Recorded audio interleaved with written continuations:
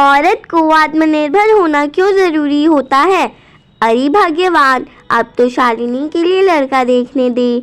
अब तो तेरी मुराद भी पूरी हो गई। कितना पढ़ लिख ली तेरी बेटी। अब उम्र भी तो निकलती जा रही है। उससे छोटी लड़कियां के ब्याह होने लगे हैं। सब मुझसे पूछते हैं कि सेठ जी कब करोगी अपनी बेटी की शादी। अब तो कुछ लोग दबे मुंह ये भी कहने लगे कि लड़की में ही कुछ कमी होगी जो उसका ब्याह नहीं हो रहा। मोहन जी अपनी पत्नी रेनू से बोले, ना जी, कैसी बात कर रहे हो आप? शालिनी की पढ़ाई भले ही पूरी हो गई, लेकिन जब तक वो अपने पैरों पर खड़ी नहीं हो जाती, मैं उसका ब्याह नहीं होने दूंगी। मुझे फ़र्क नहीं पड़ता कि लोग क्या कह रहे हैं। अगर मेरी बेटी को कोई परेशानी होगी तो क्या ये लोग आकर उसका भरण पोषण कर देंगे? मैं पूछती हूँ आपसे, क्या बेटी की शादी उसे आत्मनिर्भर बनाने से ज़्यादा ज़रूरी है? चाहे मेरी बेटी सारी कुंवारी बैठी रहे, लेकिन पहले उसे आत्मनिर्भर बनाऊंगी, फिर ही ब्याह होगा उसका। रेनू दृढ़ता से बोली। अरे ये क्या बात हुई भला? तुमने पहले उसकी पढ़ाई लिखाई की बात की थी, अब तुम उसे आत्मनिर्भर बनाने की बात करने लगी। फ़र्क क्या है आत्मनिर्भर बनने में? पढ़ी लिखी तो मैं भी हूँ, एमए कर रखा है मैंने अंग्रेजी से, लेकिन मेरी हालत क्या है इस घर में? आज तक मुझे इस घर में बहू के जैसा भी मान सम्मान नहीं मिला। शुरू से आज तक अम्मा जी के ताने सुनती आई, कितना कलेश हुए, कितनी बार उन्होंने मुझे घर से बाहर निकलने की कोशिश की। पढ़ी लिखी होने के बावजूद मैं कभी हिम्मत नहीं कर पाई कि मैं इस घर को छोड़कर मायके चली जाऊं, क्योंकि हमेशा यही लगता था कि मैं सब पर बोझ बन जाऊंगी। शुरू में मैंने कितना कहा कि मुझे स्कूल में टीचर की नौकरी करने दो। आपकी मौसी ने अपने स्कूल के लिए मुझे कितनी बार बुलाया, लेकिन आपने और अम्मा जी ने मना कर दिया।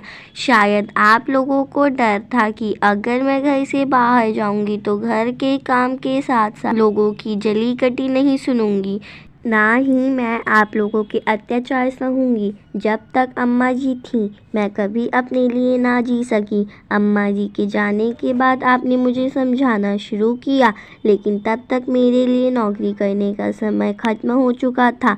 यहाँ तक कि कितने समय तक आपका काम भी नहीं चल रहा था। हमने गरीबी के दिन देखे। अम्मा जी ने घर का खर्चा करने से मना कर दिया था, जबकि पिताजी की पेंशन भी आती थी और मकान के ऊपरी हिस्से का किराया भी, लेकिन मुझे कभी एक पैसा भी नहीं मिला।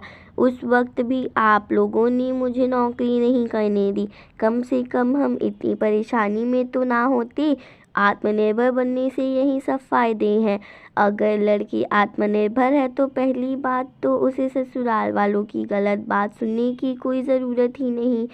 उसके अलावा अगर घर में पैसे की परेशानी है तो भी पति पत्नी दोनों मिलकर घर की भाग दौड़ संभाल सकते हैं। भगवान न करे कभी भविष्य में लड़की पर कोई मुसीबत आती है तो भी वो अपने रास्ते पर चलने में कामयाब होगी, वरना उस वक्त क्या आप संभालेंगे उसे? मोहन जी, कहना बहुत आसान है लेकिन करना मुश्किल।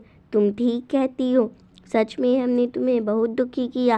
काश तुम उस समय नौकरी कर लेती तो हमें इतने बुरे दिन ना देखने पड़ते।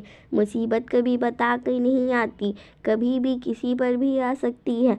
अगर औरत पढ़ी लिखी और आत्मनिर्भर हो तो वो भी पति के साथ कंधे से कंधा मिला सकती है। तुमने ठीक कहा। अब हम अपनी बेटी की शादी उसे आत्मनिर्भर बनाने के बाद ही करेंगे, चाहे कुछ हो जाए, चाहे समाज कुछ बोले।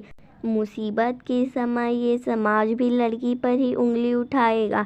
मैं बेटी को विदा करके उससे नाता नहीं तोड़ूंगा, बल्कि उसे यह कहकर विदा करूंगा कि कभी गलत बात बर्दाश्त मत करना। तुझे आत्मनिर्भर इसलिए बनाया है जिससे तू आत्मसम्मान के साथ जी सके। पति की बात सुनकर रीनू मुस्कुरा पड़ी। आखिर अपनी बेटी को उसे अपने जैसी जिंदगी नहीं देनी थी।